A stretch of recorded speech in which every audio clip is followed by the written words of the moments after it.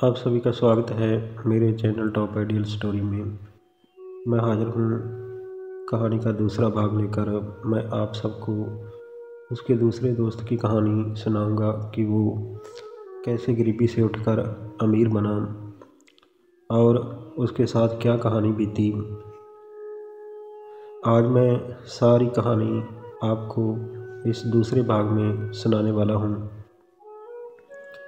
पहले दोस्त की बीवी लोमड़ी बन चुकी थी और उसे किए की सज़ा मिल चुकी थी, और जो दूसरा गरीब दोस्त था वो किसी और गांव में अपने काम धंधे के लिए चला गया था। एक दिन उस गरीब दोस्त को अपने बचपन के दोस्त की याद आई, तो वह अपने दोस्त से मिलने के लिए उसके गांव में आया और गांव में आकर उसने उसका दरवाज़ा खटखटाया।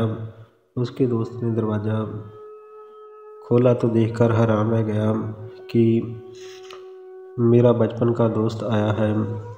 वो बहुत ही खुश हुआ। उसने उसको अपने गले से लगाया और कहने लगा कि मैं आपको रोज़ याद करता था, आप कहाँ चले गए थे। उसका दोस्त कहने लगा कि मेरे दोस्त, मैं अपनी रोजी रोटी के सिलसिले में गया था। आपको तो पता ही है कि हमारा गुजारा बड़ी मुश्किल से चलता था। यहाँ से जाने के बाद मेरे माँ बाप ने मेरी शादी कर दी और मुझे घर से अलग कर दिया। वह कहने लगे कि अपनी रोजी रोटी कमाकर खुद खाओ और अपने परिवार को भी खिलाओ। मेरे पास कोई काम धंधा तो था नहीं, मैं सिर्फ रस्सियाँ बांटने का काम जानता था। मैं रस्सियाँ बांटने लगा और उनको बाज़ार में बेचता था और उनसे जो भी पैसे मिलते थे उन पैसों से मेरे घर का रोटी का गुजारा चलता था। खेल सारा तकदीर का है, तकदीर बदलते हुए देर नहीं लगती, लेकिन इंसान के बस में कुछ नहीं है। कोई पता नहीं कि किसकी तकदीर में क्या लिखा है और कैसे वो उसकी ज़िंदगी को पलट कर रख देती है। ऐ मेरे दोस्त, ऐसा ही कुछ खेल तकदीर ने मेरे साथ भी खेला। हुआ ये कि मैं जिस गांव में रहता था उस गांव के दो बहुत ही अमीर हीरों के व्यापारी थे। वो दोनों सगे भाई थे जिनके पास बेशुमार दौलत थी। उनमें से एक का नाम कालू और दूसरे का नाम लालू था। एक दिन बातों ही बातों में उनमें एक बहस छिड़ गई। कालू कहता है कि इंसान अपनी मेहनत के बल पर अपनी किस्मत को बदल सकता है, तो लालू कहता है कि नहीं, ये सारा खेल तकदीर का है। जब तक तकदीर नहीं बदलती तब तक इंसान के अच्छे दिन नहीं आते। इस तरह से बहस करते करते दोनों में फैसला नहीं हो रहा था, तो उन्होंने ये फैसला किया कि चलो ऐसे करते हैं कि किसी गरीब आदमी को ढूंढते हैं जो कि मेहनत कश हो और ईमानदार भी हो। उसको पैसे देकर देखते हैं कि वह उन पैसों से मेहनत करके अपनी तकदीर को बदल सकता है या नहीं। ये सारी बातें करके वह दोनों भाई नगर में आए। उस गांव में किसी गरीब को ढूंढने चल पड़े, तो ढूंढते ढूंढते उनको किसी ने मेरा घर का पता बताया। वह मेरे घर पर आए और मुझे कहने लगे कि हमने सुना है कि तुम बहुत ही मेहनत करते हो, रस्सियाँ बांटकर रस्सियाँ बाज़ार में बेचते हो और उससे अपना रोजी रोटी का गुजारा चलाते हो। आप दिन रात मेहनत करते हो, लेकिन फिर भी आपके घर में गरीबी है। इसलिए हमने सोचा कि हम आपकी मदद करते हैं। और वैसे भी हम दोनों में कुछ दिनों से एक बहस हो रही है कि इंसान अपनी मेहनत से अपने जीवन को बदल सकता है। मेरे दूसरे भाई का कहना है कि नहीं, तकदीर इंसान के जीवन को बदलती है। तभी उसके जीवन में सुख आता है जबकि तकदीर बदलती है। इसलिए हम आपके पास आए हैं। ये 200 दिनार हैं, इन्हें तुम रख लो और अपना कोई न कोई मेहनत वाला काम करके अपने जीवन को बदल कर दिखा दो। लेकिन याद रहे कि पूरी मेहनत और लगन से के साथ कोई भी कारोबार करना है। और अगर तुम अपने कारोबार में कामयाब नहीं हो सके तो तुम चिंता मत करना, ये दिनार हमें वापस नहीं चाहिए। ये हमारे लिए कोई बड़ी बात नहीं है। कालू ने 200 दिनार मुझे दिए और वो दोनों भाई अपने घर की तरफ चले गए। मैं खुश भी था और अजीब सी कशमकश में भी था कि ये सब क्या हो रहा है।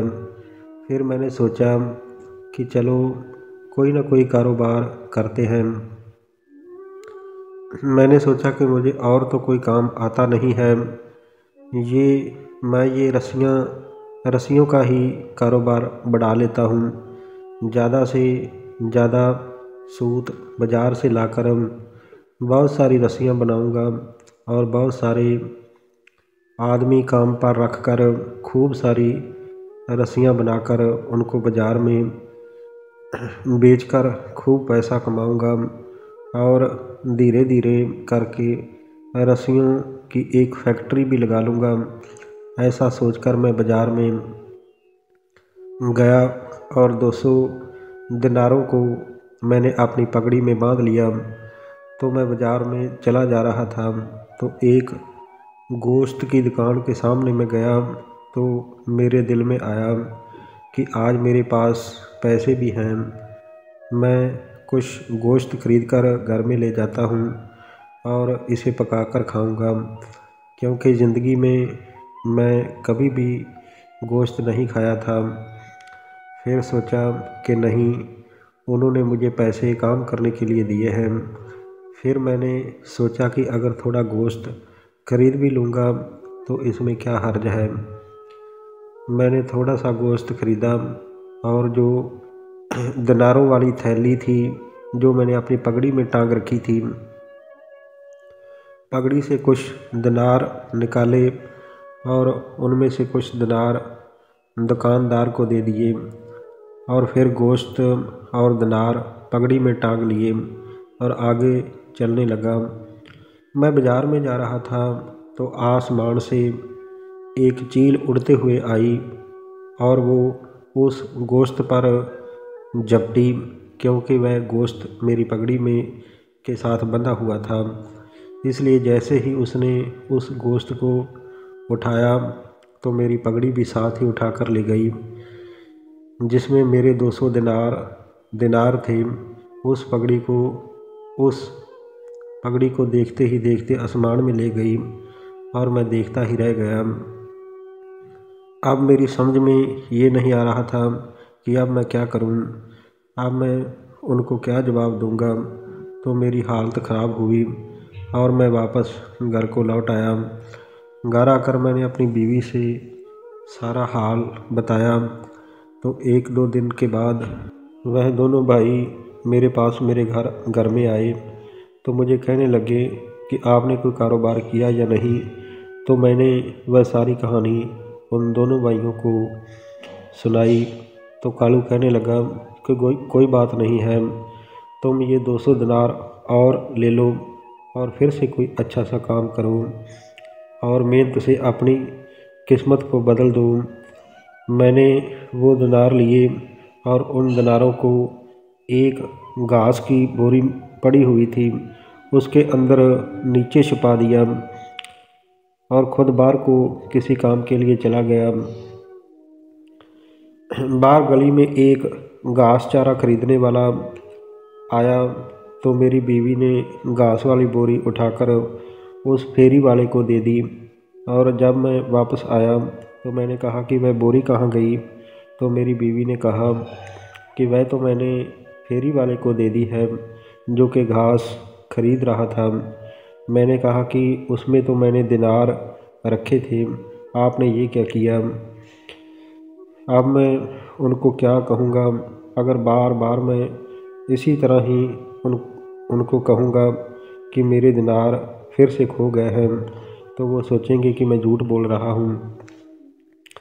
2-3 दिन के बाद वह दोनों भाई फिर मेरे पास आए और मुझे कहने लगे कि आपने कुछ कारोबार किया या नहीं। तो मेरी हालत देखकर उनको अंदाज़ा तो लग गया कि इससे कुछ भी नहीं हो सका है। मैंने कहा कि नहीं, मैं कोई कारोबार नहीं कर सका हूँ। मैंने सारी कहानी उन दोनों भाइयों को फिर बताई तो कालू इस बात को मान गया कि सिर्फ अकेली मेहनत इंसान को कामयाब नहीं बना सकती। जब तक कि तकदीर उसका साथ न दे। तो उसने लालू से कहा कि आप अपने तजर्बे को आजमा कर देख लो कि तकदीर अब क्या खेल करती है। तो उस लालू ने जाने के टाइम अपनी जेब से एक दिनार निकालकर कहने लगा कि इस दिनार से आपके दिन अच्छे ज़रूर आएंगे, आपका जीवन ज़रूर सुखी हो जाएगा। फिर वह दोनों भाई चले गए। मैंने वह दिनार लिया, लेकिन मुझे अंदर से यकीन नहीं था कि एक दिनार से मेरे दिन कैसे अच्छे आ जाएंगे, मैं अमीर कैसे बन जाऊंगा। क्योंकि जबकि 400 दिनार मेरे पास आए और वह सब खो गए। मैंने वह दिनार एक गिलास में डालकर रख दिया और अपनी घरवाली से कहा कि ये दिनार है और दोनों भाइयों में मुझे दिया है और इसको कहीं फेंक मत देना, ध्यान रखना। वो कहने लगी कि ठीक है। मैं काम धंधे से घर से बाहर चला गया कि जो हमारी पड़ोसन थी मेरी बीवी के पास आई। वह लोग मछली पकड़ने का काम करते थे। वो कहने लगी कि बहन जी, कृपा करके मुझे एक दिनार उधार दे दीजिए, मैं कल को आपको लौटा दूंगी। क्योंकि मेरे पति ने आज मछलियाँ पकड़ने के लिए जाना है, लेकिन वह जो मछली पकड़ने वाला जाल है वह फटा हुआ है और मुझे उसकी मरम्मत के लिए एक दिनार चाहिए। और अगर ये मछलियाँ ज़्यादा हाथ लगीं तो मैं आपको मछली भी देकर जाऊंगी और आपका दिनार भी लौटा जाऊंगी। तो वो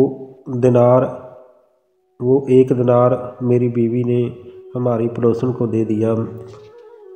वह लेकर चली गई और उन्होंने अपने मछली पकड़ने वाले जाल की मरम्मत की और उसका पति मछलियाँ पकड़ने के लिए चला गया। उसके हाथ आज काफ़ी मछलियाँ लगी और उनको बाज़ार में बेचकर वह घर वापस आया और अपनी पत्नी को कहने लगा कि जाओ उसके घर दिनार वापस कर आओ और एक मछली भी लेते जाओ, उनको खाने के लिए दे देना।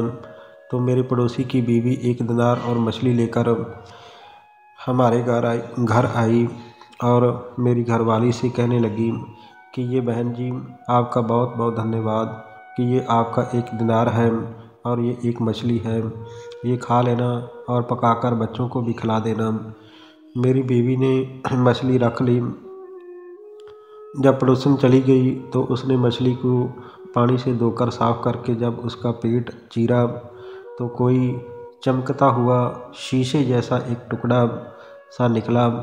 मेरी घरवाली को तो उसका पता नहीं था कि ये क्या चीज़ है, लेकिन मैं जब घर वापस आया तो उसने मुझे दिखाया। मैंने कहा कि होगी कोई चीज़, हम इसको पहचानते नहीं हैं कि ये क्या है, लेकिन हमने खेलने के लिए अपने बच्चों को वह शीशे का टुकड़ा दे दिया और मछली को पकाया और खा पी कर सो गए। वो हमारे बच्चे शीशे के टुकड़े को दूसरे कमरे में ले गए।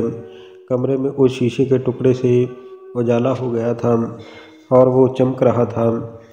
उससे बच्चे खेल रहे थे। छोटा बच्चा बड़े बच्चे को वो टुकड़ा नहीं दे रहा था। वह दोनों आपस में लड़ रहे थे। तो मैं उस कमरे में गया। मैंने पूछा कि आप लड़ क्यों रहे हो?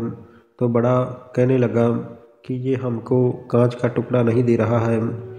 तो मैंने उन दोनों से वह टुकड़ा छीन लिया और एक जगह पर रख दिया और उन दोनों को सुला दिया। अगली सुबह एक हमारी और पड़ोसन थी जिसका पति हीरो का जुआरी था। वह हमारे घर में आई और कहने लगी कि बहन जी, रात को आपके बच्चे बहुत शोर मचा रहे थे, क्या बात है? तो मेरी पत्नी ने मछली के पेड़ से शीशे का टुकड़ा जो निकला था उसके बारे में सारी कहानी बता दी और कहा कि वह शीशे का टुकड़े को लेकर लड़ रहे थे। और पड़ोसन कहने लगी कि वह शीशे का टुकड़ा किस तरह का है, ज़रा मुझे भी तो दिखाओ कि किस तरह चमकता है। तो मेरी बीवी ने जब वह शीशे का टुकड़ा उसे दिखाया तो क्योंकि वह हीरो के बारे में थोड़ा बहुत जानती थी, वो समझ गई कि ये एक हीरा है। वह मेरी पत्नी से कहने लगी कि मैं इसके बदले में आपको 30 दिनार दे सकती हूँ और ये टुकड़ा शीशे का मुझे दे दो। मेरी पत्नी ने कहा कि मेरे पति बाहर गए हैं, जब आएंगे तो उससे पूछकर मैं आपको दे दूँगी। जब मैं घर आया तो उसने सारी कहानी मुझे बताई तो मुझे शक हुआ कि इस शीशे के टुकड़े की इतनी कीमत देने के लिए क्यों तैयार है। अगले दिन फिर वह दोबारा आ गई तो मुझे शक और भी पक्का हो गया। ज़रूर कोई न कोई बात है जो कि इस शीशे के लिए इतनी उतावली हो रही है। मैंने कहा कि नहीं, मैं इसको नहीं बेचूंगा। मैंने कहा कि मैं इसके 100 दिनार लूँगा। वह देने के लिए तैयार हो गई, लेकिन मैंने नहीं दिया। फिर वह अपने घर में जाकर अपने पति को साथ लेकर आई और उसके पति ने आकर देखा तो कहने लगा कि आपको इसकी पहचान नहीं है, ये एक हीरा है और इसकी कीमत आप मांगो। इसकी कीमत मैं आपको 1000 दिनार दे सकता हूँ, क्या आपको मंजूर है? तो मैंने कहा कि नहीं, इसको मैं नहीं बेचूंगा। तो कहने लगा कि आप कितने दिनार लोगे? तो मैंने कहा कि कम से कम 1.5 लाख दिनार इसका लूँगा। वो कहने लगा कि नहीं, मैं इतना ज़्यादा नहीं दूंगा। करते करते 1 लाख दिनार में सौदा पक्का हो गया। इसमें उसने मुझे 1 लाख दिनार दिया और वह हीरा लेकर जुआरी चला गया। वह जो 1 लाख दिनार था उससे मैंने ज़मीन खरीदी और एक आलीशान पक्का मकान बनवाया। वो बहुत बड़ा महल था। मैंने बहुत से आदमी रस्सियाँ बांटने के लिए रखे कि रस्सियों की फैक्ट्री भी लगा ली और कारोबार बढ़ता चला गया। मैं अमीर आदमी बन गया। तो वह दोनों भाई कालू और लालू एक दिन फिर मेरे गांव मेरे पास आए। तो वहाँ पर मेरा घर नहीं था, इसलिए किसी ने उनको बताया कि वह अमीर आदमी बन चुका है। उसने एक आलीशान मकान बना लिया है। पूछकर मेरी हवेली पर आ गए। किसी ने मुझे बताया कि दोनों भाई कालू और लालू दोनों हीरो के व्यापारी आपसे मिलने के लिए आए हैं। तो मैं दौड़ा दौड़ा उनके पास गया, उनको बड़े आदर सत्कार के साथ अंदर लेकर गया और सारी कहानी बताई। लेकिन कालू मानने के लिए तैयार नहीं था। उसने कहा कि क्यों झूठ बोल रहे हो, वह 400 दिनार आपके पास ज़रूर होंगे, उसी से आप अमीर बने हो। मैंने कहा कि मैं आपको कैसे यकीन दिलाऊं कि वह दिनार मेरे पास नहीं थे, वह मैं गवा चुका था। ये सिर्फ जो आपके भाई ने मुझे 1 दिनार दिया था उसी की करामात से मैं अमीर बना हूँ। ये मैं खुद भी नहीं समझ पा रहा हूँ, लेकिन सच यही है। इतनी बातें करते करते घूमने के लिए बाहर बगीचे में निकले तो उन्होंने देखा कि कुछ आदमी एक पौड़ी लगाकर एक दरख्त पर चील के घोंसले को देखने की कोशिश कर रहे हैं। उनसे पूछा तो वो कहने लगे कि किसी ने बताया है कि चील का जो घोंसला होता है उसमें दौलत होती है, इसलिए हम अमीर बनने के लिए चील के घोंसले को देखना चाहते हैं। जैसे ही पौड़ी लगाकर वो चील के घोंसले के पास गए तो उन्होंने देखा कि घोंसले में सफ़ेद रंग का कपड़ा है। उसको उन्होंने नीचे फेंक दिया तो वो बहुत बड़ी एक पगड़ी जैसा कपड़ा था। जब नीचे फेंका तो मैंने कहा कि ये तो मेरी ही वह पगड़ी है जो कि बाज़ार में चील उठाकर ले गई थी। तो वह दोनों भाई कहने लगे कि आप ये दावा कैसे कर सकते हो कि ये आपकी ही पगड़ी है। वह कहने लगा कि इसमें मैंने गोश्त रखा था। मैंने कहा कि इसमें मैंने 190 दिनार रखे थे। अगर 190 दिनार पगड़ी में निकले तो ये यकीनन ही मेरी ही पगड़ी है। फिर तो आपको यकीन हो जाएगा। तो ऐसा ही किया गया। जैसे ही उस पगड़ी को खोला गया तो उसमें से पूरे 190 दिनार निकले। फिर वो कहने लगे कि वाकई ये सच बोल रहा है, इसके दिनार सचमुच ही चील उठाकर ले गई थी। फिर हम घर में चले गए तो मेरे नौकर ने कहा कि मालिक, आज घोड़ों के लिए घास कुछ कम है, मैं बाज़ार से ख़रीद कर लाता हूँ। तो मैंने कहा कि ठीक है, तुम ले आओ। वह जैसे ही बाज़ार में घास खरीदने गया तो घास की उस बोरी को भी खरीद लाया जो कि मेरी बीवी ने कभी फेरी वाले को दी थी। उसने जैसे ही बोरी को पलटा तो उसमें से वह दिनारों की थैली निकली। तो उसने कहा कि मालिक, घास की बोरी से ये थैली निकली है। मैंने कहा कि अरे, ये तो वही थैली है जो कि मेरी बीवी ने गलती से फेरी वाले को दे दी थी। तो उन दोनों भाइयों के सामने ही वो थैली को खोला गया तो उसमें से 200 दिनार निकले। अब उनको यकीन हो गया कि वाकई ये सच बोल रहा था। दिनार खो चुके थे तो फिर लालू कालू से कहने लगा कि भाई, अब मैं जीत चुका हूँ, क्योंकि जब तक तकदीर साथ न दे तब तक इंसान के जीवन में सुख नहीं आ सकता। पर इसका मतलब ये नहीं कि इंसान को मेहनत नहीं करनी चाहिए।